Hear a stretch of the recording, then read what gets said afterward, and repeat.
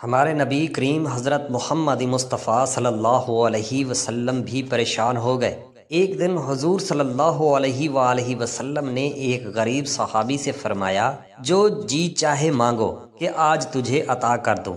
صحابی نے عرض کی، یا رسول اللہ صلی اللہ علیہ وسلم، مجھے کچھ مہلت دیجئے تاکہ سوچ کر کوئی فیصلہ کر سکوں کہ میں آپ سے کیا مانگوں۔ آپ صلی اللہ علیہ وسلم نے فرمایا، خوب سوچ لیجئے۔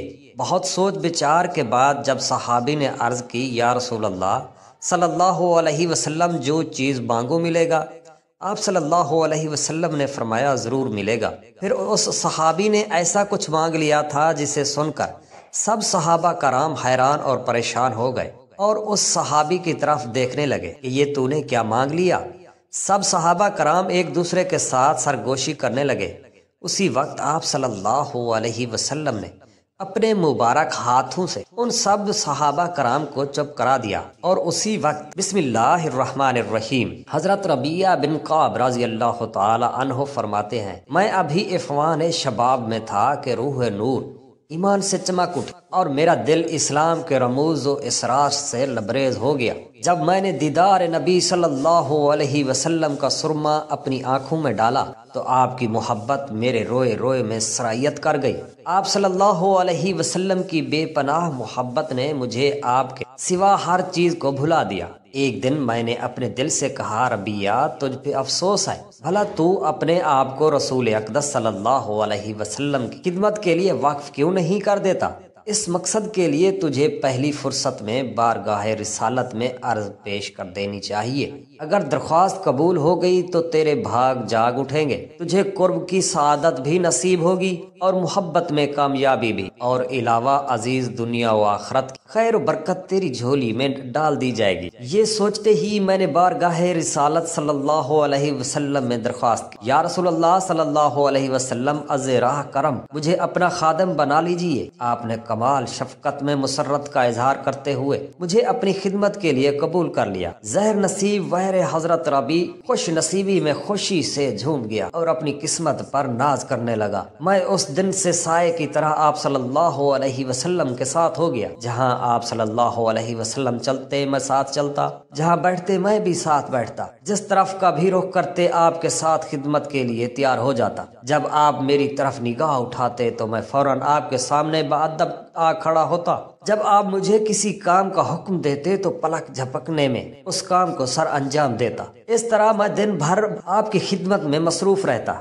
جب نماز ارشاد کر لیتے اور اپنے حجرے میں تشریف لے جاتے تو میں کہیں جانے کی بجائے آپ کے گھر کی دہلیز پر بیٹھ جاتا کہ شاید رات کے وقت آپ کو کوئی کام یاد آ جائے اور میں وہاں موجود نہ ہوا تو آپ کو وہ کام کرنا پڑے۔ یہ میرے لیے کسی طرح بھی مناسب نہیں کہ میرے جیتے جی آپ کو کام کرنے کی زحمت اٹھانا پڑے۔ میں نے وہاں ایمان افروز منظر بھی دیکھا کہ رسول اقدس صلی اللہ علیہ وسلم رات کا اکثر حصہ نماز پڑھتے ہوئے گزارتے۔ بسا اوقات سورت فاتحہ پڑھنے کی آواز میرے کانوں کو سنائی دیتی، بعض اوقات آپ وجد میں آ کر سورت فاتحہ بار بار پڑھتے، بسا اوقات سامع اللہ لمن حامدہ کی لذت بھر آواز مجھے سنائی دیتی۔ یہ کلمات بھی آپ کا مالک کی کیف و سرور اور لذت و آشنائی کے انداز میں بار بار دہراتے۔ رسول اقدس صلی اللہ علیہ وسلم کی عادت مبارکہ تھی کہ جب جب کوئی آپ سے حسن سلوک سے پیش آتا تو آپ اس کا بدلہ اس سے بھی بہتر انداز میں دیتے۔ ایک روز آپ صلی اللہ علیہ وسلم نے میری خدمت کا صلہ دینے کے لیے مجھے مخاطب ہو کر ارشاد فرمایا، ایک کعب کے فرزند ربیعہ۔ میں نے کہا، لبیک یا رسول اللہ صلی اللہ علیہ وسلم۔ آپ نے فرمایا، مجھ سے جو جی چاہے مانگو کہ آج تجھے ادا کر دوں۔ میں یہ سن کر اپنی قسمت پہ ناز کرنے لگا، آہا میرے نصیب کہ کیا کہنے کہ شاہ امم سلطان مدینہ کی نظر کرم آج مجھ پر ہے۔ میں نے عرض کی، یا رسول اللہ صلی اللہ علیہ وسلم، مجھے کچھ مہلت دیجئے تاکہ سوچ کر کوئی فیصلہ کر سکوں کہ میں آپ سے کیا مانگوں۔ آپ نے ارشاد فرمایا، خوبصورت سوچ لیجئے۔ ربیعہ بن کعب کہتے ہیں، میں ایک مفلس و کنگال نوجوان تھا، نہ میرے پاس کوئی گھر تھا، نہ بیوی، نہ مال، بلکہ دیگر اصحاب صفا کی طرح مسجد کا چبوترا میرا ٹھکانہ تھا۔ لوگ ہمیں اسلام کا مہمان کہہ کر پکارتے تھے۔ جب جب کوئی مسلمان رسول اقدس صلی اللہ علیہ وسلم کے پاس صدقہ لے کر آتا تو آپ صلی اللہ علیہ وسلم وہ سب ہی کچھ ہمارے پاس بھیج دیتے۔ جب کوئی تحفہ لے کر آتا تو اس میں سے تھوڑا سا آپ لیتے، باقی ہماری طرف بھیج دیتے۔ میرے دل میں خیال آیا کہ میں بارگاہ رسالت سے مال و دولت کا سوال کروں تاکہ میں بھی دوسروں کی طرح صاحب مال و دولت، رفیق حیات اور اولاد والا بن سکوں۔ لیکن ساتھ ہی ایک دوسرا خیال میرے دل میں آیا، اے ربیہ افسوس، تو کیا سوچ رہا ہے؟ یہ دنیا تو ڈھلتی چھاؤں سے یہ فنا ہو جائے گی، اس میں تیرا رزق اللہ تعالیٰ نے مقرر کر دیا ہے، وہ تو ہر صورت میں تجھے مل کر رہے گا۔ بلا شبہ رسول اقدس صلی اللہ علیہ وسلم کا اپنے رب کے ہاں بڑا مرتبہ ہے، یقیناً آپ کی کسی طلب کو بارگاہ ازدی میں رد نہیں کیا جائے گا۔ اگر آپ صلی اللہ علیہ وسلم سے کچھ مانگنا ہے تو آخرت کی بھلائی مانگو، یہ دنیا تو جیسے تیسے گزر ہی جائے گی، اس میں ہم جیسے لوگوں کے لیے کیا رکھا درا ہے۔ یہ خیال آتے ہی میرے دل خوش ہو گیا۔ جب میں رسول اقدس صلی اللہ علیہ وسلم کی خدمت میں حاضر ہوا تو آپ نے فرمایا، ربیہ کیا ارادے ہیں؟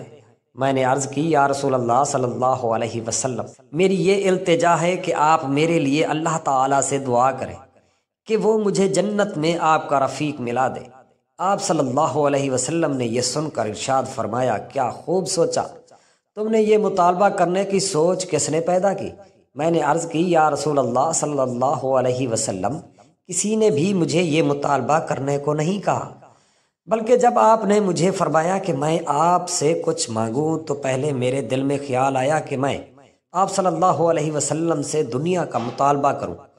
پھر اچانک میرے دل میں خیال آیا، کیوں نہ باقی رہنے والی آخرت کو فنا ہونے والی دنیا پر ترجیح دوں۔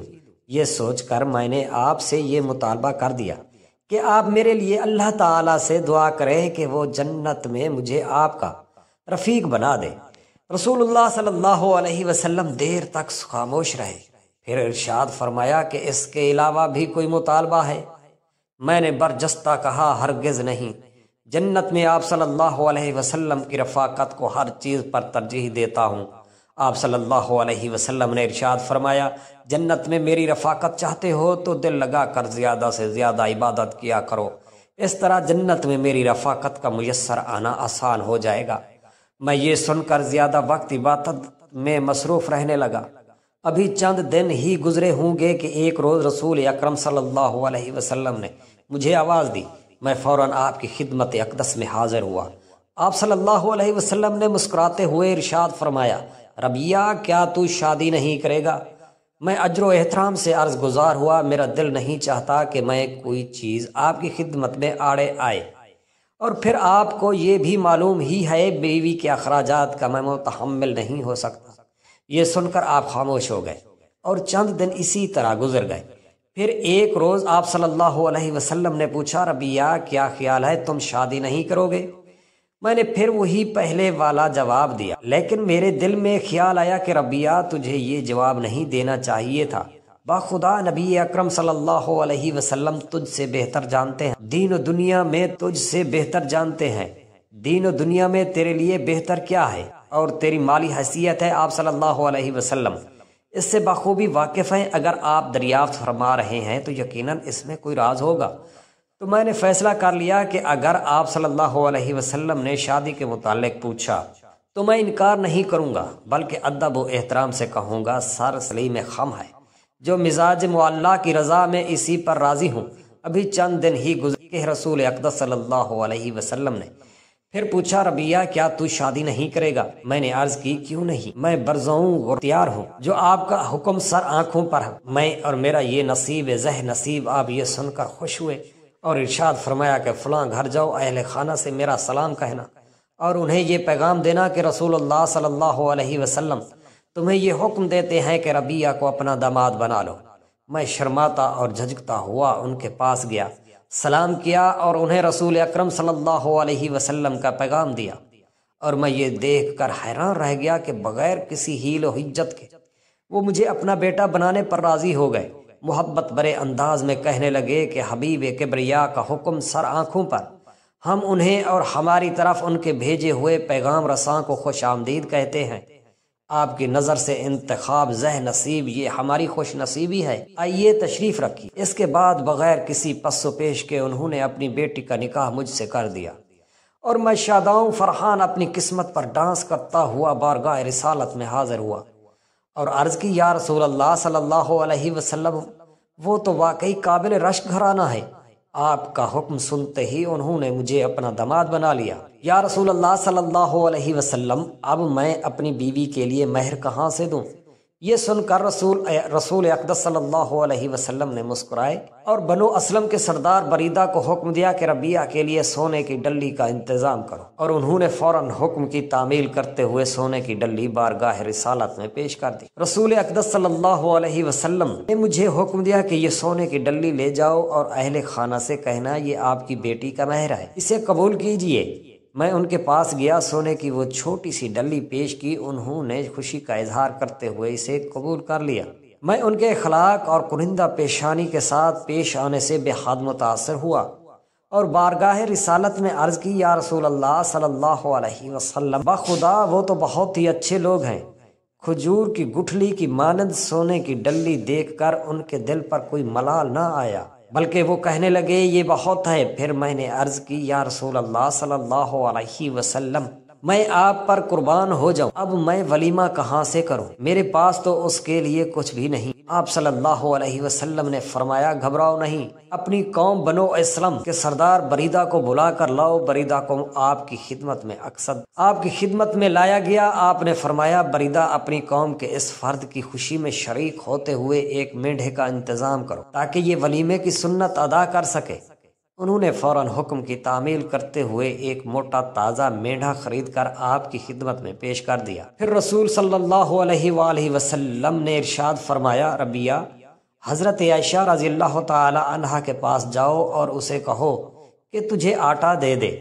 میں ان کے پاس گیا اور حضور اقدس صلی اللہ علیہ وسلم کا پیغام دیا۔ انہوں نے فرمایا کہ برتن میں جو کا آٹا رکھا ہے لے جاؤ۔ میں نے اسے کپڑے میں ڈالا، وہ تقریباً 20 سیڑ تھی، اس کے علاوہ کوئی اناج آپ کے گھر میں نہیں تھا، لیکن آپ کی ہمدردی، شفقت اور محبت پہ قربان جاؤ کس قدر اپنے غلاموں کی دل جوئی کا خیال ہے۔